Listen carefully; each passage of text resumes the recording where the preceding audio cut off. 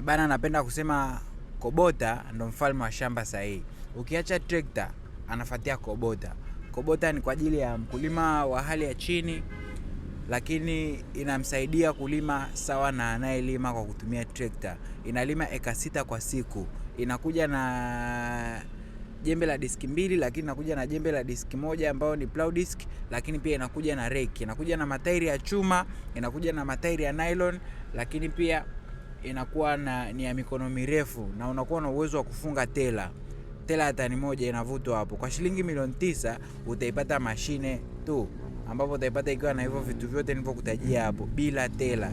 Lakini ukihitaji na tela utaongeza milioni 3.5, tutakupatia na tela yako. Popote ulipo, mzigo upo wa kutosha, utakufikia kwa uaminifu mkubwa.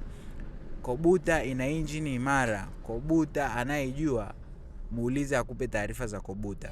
Asante na karibu.